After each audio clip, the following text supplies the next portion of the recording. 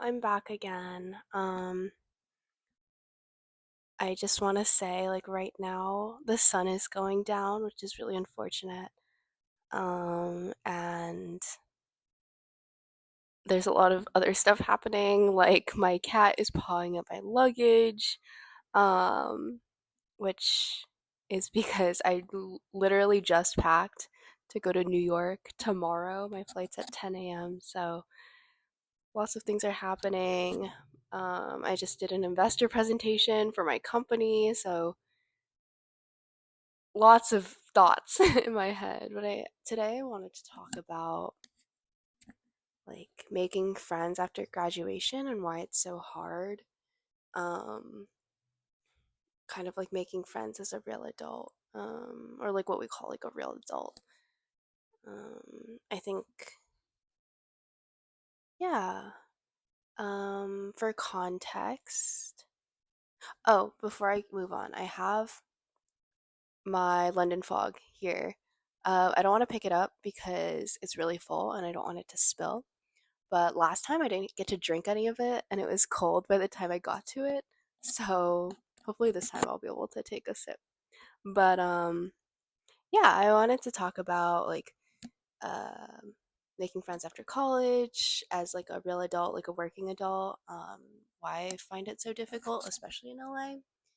Um, and I think for context, I need to like give my like experience thus far. I've been a student up until like 2 years ago when I graduated, and you know, I moved around a little bit in primary school, but I would say like you know at each stage in your life there you're kind of like in school as a student, and then I get to university and it doesn't change because um I don't know, 2 months of summer every year, and then 1 month of what we call like IAP or independent activities period at MIT. Basically, it's a 1 month winter term. That IAP was the most traveling I did. Um, One IAP was spent at home for COVID. One was on campus. One was in Korea. That's the one I left campus for. Um, and I was doing like teaching there, so kind of still in a classroom environment. And then, hi, Hookie. And then the last one, I was teaching in a classroom, like a local high school in Boston, in Brookline, um, to get my teaching credential. So I was pretty much in Boston every single winter that I could be. And then every single summer, I was also in Boston. So my first 2 summers, I was doing research in Boston. And then the summer between my junior and senior year, I was doing an internship remotely from Boston. So yeah, I was pretty stuck there on campus, and had all my friends around that were nearby or just like living in Boston at the time. So yeah, I was pretty stuck to that structure. I think um, after that I moved to, well, if you're not from LA, I moved to LA. If you're from LA, I moved to Torrance, which is kind of like south of LA City mostly. Um, I guess that was really hard for me because one, LA is such a like driving heavy city, or like a car centric city. Um, and I couldn't drive. I didn't have my license. I didn't have a car. I do now, so that's made it a lot better. But at the time, I knew no one here, except my boyfriend was here, and I had like one friend, I think, that moved here like the year before.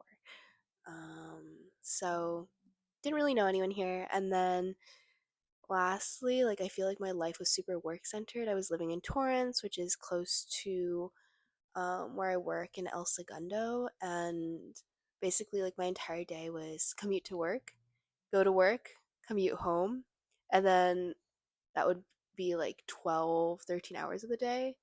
And then, the last couple hours were like I guess, free time for me to do whatever I want. But work is so exhausting. It's so hard to do anything before or after work. So, yeah, I guess that's like kind of the context of like where I'm coming at this from. I want to like dive deeper into like each of the little things that I talked about, starting with college graduation being this like huge difference. I would say like, ooh, sorry. Um, in college and even like in primary and secondary school, you don't have to like schedule anything. You kind of just like make friends with the people that are close to you, people that you're interacting with all the time. So people in your class, people on your, I don't know, like sports team, or people in your neighborhood, like friends that you meet down the street, or, you know, just around, right? And I did move around a little bit in primary school, but I would say for most of like secondary school, I was like in the same town, or for all of secondary school, I was in the same town. So that made it easier for me to like stay friends with the same people. Um, and yeah, I guess like university is the same way. Um, like there's a lot more people around for me, but you make friends with people by, I guess, like the idea of proximity, right? Um, and it's very interesting, I would say, to know that oh, Okie, to I guess know that like there there was a structure in place for you to make friends, and it kind of just disappears after you graduate. So I was reading this book called The Let Them Theory. It's by Mel Robbins. Um, and I there is this quote. Sorry, I've been looking for it. Oh, there's this quote that I really like from here. It says, um, so she calls it the Great Scattering. Like that phenomenon where you and your friends kind of scatter from each other after school. Everyone goes to different cities, different places, doing totally different things. And she says, um, at like at a young age, you and your friends and your classmates felt like a team, moving through life at the exact same pace and in the exact same place. It felt like friendship was a group sport. The structure of friendship was planned for you by your parents, the school systems, sports teams, college dormitories, fraternities and sororities, or extracurricular activities that would make it very easy for you to be around people your same age, going through very similar experiences at the exact same time. Yeah. So, pretty large quote, but I guess kind of just goes back to what I was saying about having a very structured, like, friend making environment, which doesn't really exist that much outside of school, right? The people that you see all the time um, are like your coworkers. And for me, I didn't want to just be friends with my coworkers. I found it a little funky. I can have work friends, but I don't want them to be my like my personal friends. I don't know if that makes sense. But yeah, I feel like being in like an adult relationship or an adult like friendship, um, or like relationship in general, it requires like this huge I wrote down the term like logistical buy-in, where you have to like always be like checking your calendar. Am I free at the same time as them? If I'm not, I don't know how we can spend time together, you know? And then like in LA specifically, right? You're like fighting traffic to go anywhere. So honestly, like I don't know if it makes sense for me to like drive an hour to meet someone that I like barely know and then drive an hour back after that. I don't know how long I can keep that up and if that's feasible or not. And especially when I didn't have a car and I was like scootering around on an electric scooter, that was exceptionally difficult. Or trying to figure out how to get from place A to place B on public transportation, like heinous, absolutely horrible. So yeah, I feel like there's so many logistics you have to think about in like I guess like a real adult like working adult like friendship because like you're not in the same place at the same time all the time or as often as you are in university or in primary or secondary school. So yeah, I would say like that's the first reason I think it's hard. And then for me personally, the second reason I think it's really difficult is like, so I moved here after my boyfriend. I didn't live with him for the first year, but um, we live together now. And like, even when I wasn't living with him, I like constantly felt like it was really easy to like fall into this like boyfriend safety net um because like it's so hard to find people that like you want to be friends with. it's it's a lot more effort, right? Because like the concentration of people that is like matches your interests, are around your age, like all of that is so much lower in I guess like the working world, and then also in a city that's as sprawling as LA. And like it's so much easier for me to just like tap my boyfriend on the shoulder and be like, "You want to hang out?" versus like going out, like almost like testing people out, um, trying to see if I click with any of them. I don't know. I find that to be a little bit difficult. And yeah, I feel like it's just really comfortable having a person that like knows you, knows your habits, knows your moods. Like you don't have to, this might sound a little bad, but you don't have to like earn their, I guess, like their trust or their honesty or their intimacy. Um, like you've built that already in a separate environment and you're bringing that here. Um, so, like, why would I like go out and take the chance of meeting new people when I already have like my favorite person at home? Or like I can call him up almost any point in time, right? Like why would I do that? And I'm someone who's like super extroverted and loves meeting people and whatnot, but I think sometimes it's a little bit draining when you just like continuously meet people that you do not click with. Um, yeah, which brings me to my third point, which is something that I think is very LA specific.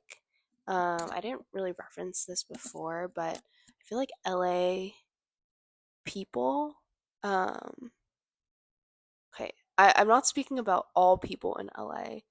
I'm speaking about some people in LA that I just happen to meet a lot of.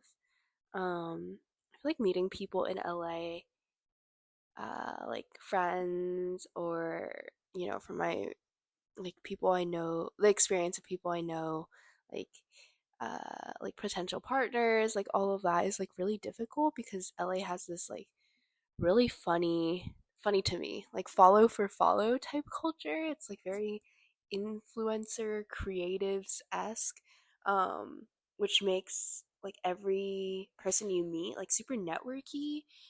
And I would contrast this with like the SF networking scene, where I feel like in SF or New York, you're like networking for like, I don't know, like more like traditional like corporate reasons or like startup entrepreneur type reasons. But in LA, it's like I'm looking for a follow. Do you know what I mean? Like a, I don't know, like I feel like going to like get coffee with someone or like go on a hike, it's more of like a photo op or an audition kind of deal where like you're auditioning for a social media tag or like you're RSVPing whoa RSVPing going to like a party full event and like they just want more people to be like so-called interested in the event or like attending the event. I feel like I've seen so many of those situations pop up. Um, and yeah, I feel like there's just a lot of networking for what I would say is like clout or like followers in general here. And it's not everyone. I've met people that are not like that. Some that I've clicked with, some that I haven't, but it just feels very, for me, it feels very fake. Because it's really hard to make, for me, it's really hard to make genuine connections with these people. Um, and it's not really community minded, which for me is like the kind of friends that I'm looking for. So maybe it's just that LA culture doesn't fit me, but yeah, that's my thoughts on that, I guess. Um, which does bring me to say, I think I have met some of my people here. Um, like I've met a couple girls individually, women individually, that I really like and really like spending time with. Um, they're super awesome. And I had this really awesome opportunity when I did move here to be a part of this like internship program for a dance studio. And through being there and meeting the people there, I have kind of grown this like little home away from home. Um, and I love seeing those people. I think I got very lucky in like some of the connections I was able to make. I'm not saying that it isn't enough, but I feel like I like having friends in different walks of life. Um, and I haven't totally fulfilled that yet.